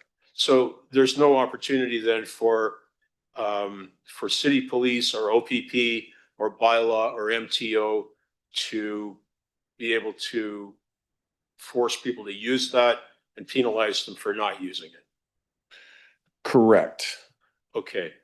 And I believe you've had discussions with police and bylaw, and there's no role for us to play, City of Brantford, I mean, in terms of having personnel to direct trucks in particular to follow the EDR as opposed to Tollgate Fairview? Correct. So unfortunately, it's only the Brantford Police, the OPP, and the MTO officers who have that authority to direct traffic. So it would be against the law if we were to have our own bylaw or any traffic staff direct traffic. And so in particular, Fairview Drive, is it designated as a no truck zone now? I don't believe it is, correct? Correct. And can you think of any methodology that we could use to alleviate the problems that we see on Fairview Drive with 403 closures? Not within our jurisdiction. Okay, so would there be a point in engaging the province of Ontario with respect to developing a solution? So through the chair, we have had extensive conversations with MTO, and we are having more conversation. We do have bi-yearly meetings with them, and this is going to be one of our big topics that we want to chat about with them. But the conversation we had so far with the MTO is this is a very consistent problem across all of Ontario. It's just not a Brantford issue. This is all over the province. Okay, so could you, if you have progress on that, could you make sure that you inform council by way of report or email memo at some point in time, Mark? I can do that. Okay, and again, thank you to you and staff for all the work you put into this. Councilor Carpenter. Mark, is there any way that we can, with the EDR, when it's enacted, does it get picked up by GPS systems that this is the alternate route?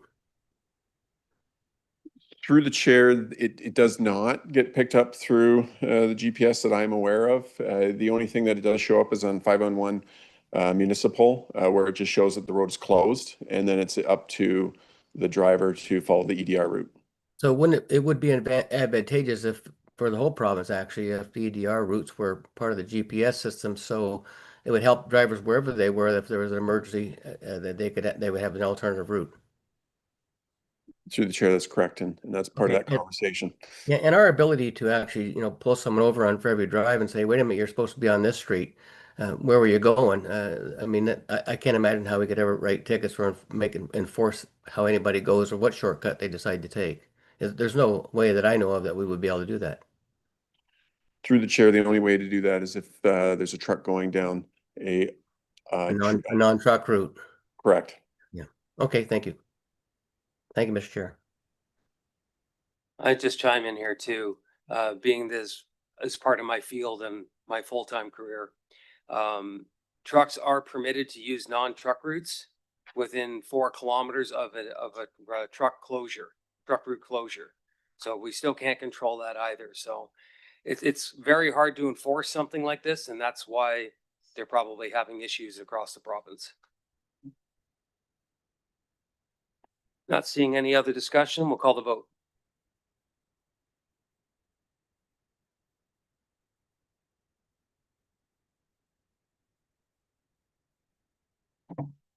Item 6.2.1 carried unanimously on a recorded vote of 11-0. All those voting in favor are Councillor Samwell, Van Tilburg, Carpenter, Hunt, McCurry, Martin, Slaughter, Caputo, Sullivan, Sequoia, Mayor Davis. Thank you. Moving on to resolutions. We have one resolution. Councillor McCurry, can you please move your resolution and state your seconder? Chair, yes, of course. Councillor Martin is the seconder, and this resolution concerns a right-of-way policy review, excuse me. Whereas a right-of-way activity permit is required by any person, utility contractor, or event organizer performing activities within the city streets right-of-way, and whereas City Council approved Public Works right-of-way activity policy 023 on April 27, 2021, and whereas the policy reduced the number of permits required and streamlined the application and fee structure, and whereas the last updates to the policy was approved on March 28, 2023, and whereas the policy has now been operational for 4 years and ought to be reviewed for potential improvements. Now, therefore, be it resolved that city staff be directed to consult and solicit feedback from past permit holders on any potential improvements to the policy, including but not limited to allow for the parking of trucks and trailers for short-term projects and or durations and annualized permits, and a comparison of fees and charges for an activity permit with other municipalities, and provide recommendation for city's council's consideration by the end of Q1 of next year. And I want to thank staff for the input so far with respect to the preparation of this resolution. Through you, Mr. Chair, I wonder if there's a staff member who might be able to provide a bit of history concerning the need and eventuality of the current policy.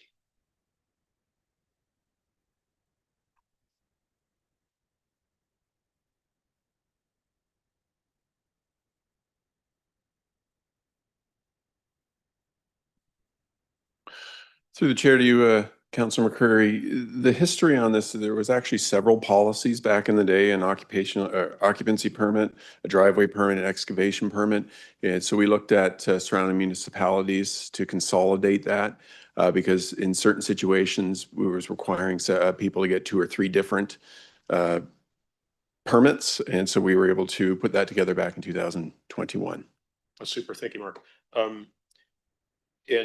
So the resolution calls for a response by staff by the end of, I guess, of March of 2026. Does that give you enough time? Through the chair, we've already been having internal conversations about PICs and everything. So we're really hoping that this should be able to get done around at that same point. Okay, and it's not an onerous work assignment? There is going to be a little bit of work that will go into this in order to make sure that we're getting proper information for you. But not onerous? Correct. Thank you. So by way of commentary, from time to time, we review our policies, and I think it's appropriate for us to do this. I hear on occasion from contractors who have suggested improvements to this, and perhaps it's worth having a dialogue with them and see if there's a middle ground that we can provide that will make even further improvement to something which was a huge improvement over the number of applications that used to be made years ago. Thank you, Mr. Chair. Councillor Carpenter. I agree with this resolution wholeheartedly. I've talked to SAO about this several times, and thank you, Councillor McCurry, for bringing this forward. It needs to be dealt with. So to Mark, what is the cost for a permit for parking on the street? I believe it's $100, but you can verify whether it is or not. Through the chair, the current permit price is $117.30. Okay, so $117.30. Now, when I inquired, because the first ones that complained was the landscaping companies, for example, they say like, you're gonna tell, now I'm gonna pay $117 to unload my equipment to cut someone's front grass. Every time, instead of charging them $60 for cutting that grass, now I gotta charge them $177 because I gotta pay $117 permit fee. And then I was told, well, it doesn't apply to landscapers. So how do we determine who it applies to and who it doesn't? So through the chair, there's a number of things that do go into it. There's, depending on what type of road, arterial, collector, residential, and what type of business it is that's doing the work and how long that vehicle is going to be parked there. So there are a number of different things that do go into it. Having said that, this is part of that review, and we're going to be looking at that. And what is the turnaround time? For example, I've got a project to do. I got to put a new water line or sewer line into a house. What's the turnaround period for me to get my application in and my permit back? Through the chair, we always ask for 30 days in order to give us an amount of time to gather all the information and make sure everything is checked and so that we can get the permit issued. However, if people need to do that a little bit faster, there is an expedited fee for that. An expedite fee, and it costs more. How much more is that? Through the chair, and an additional $78. So then almost $190. Okay, thank you. And for commentary, thank you, Mark. Just for commentary, I think this is what needs to be reviewed. You know, we brought in a grant to help people get their water sewers fixed up on their front lawns by getting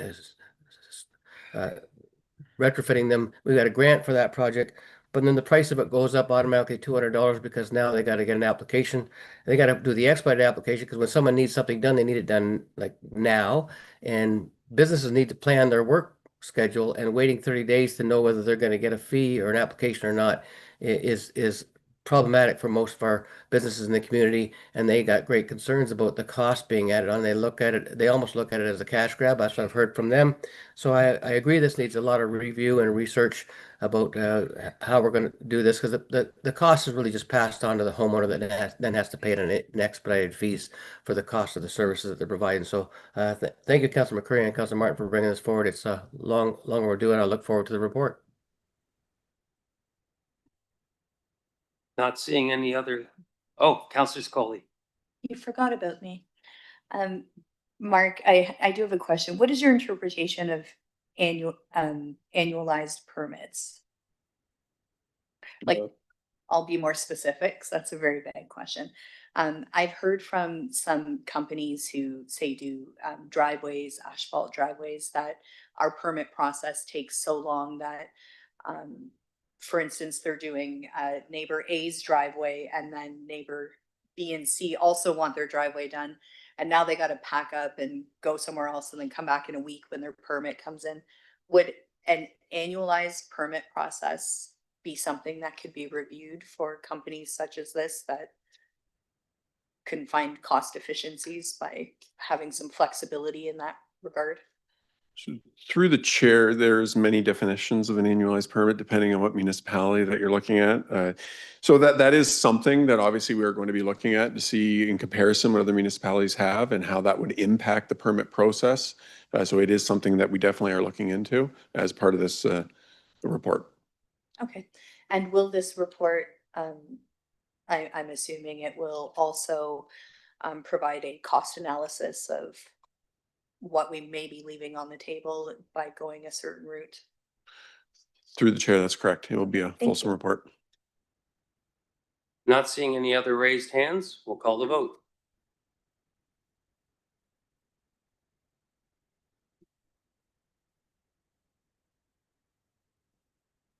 And item 7.1 carried unanimously on a recorded vote of 11-0. All those voting in favor are Councilor Samuel, Van Tilburg, Carpenter, Hunt, McCurry, Martin, Sluss, Caputo, Sullivan, Sokoli, and Mayor Davis. Notice of motions. There's one notice of motion. Councilor McCurry, please read the title of your notice of motion. The title is 8.1 Accessible Parking. And that is it. We are adjourned.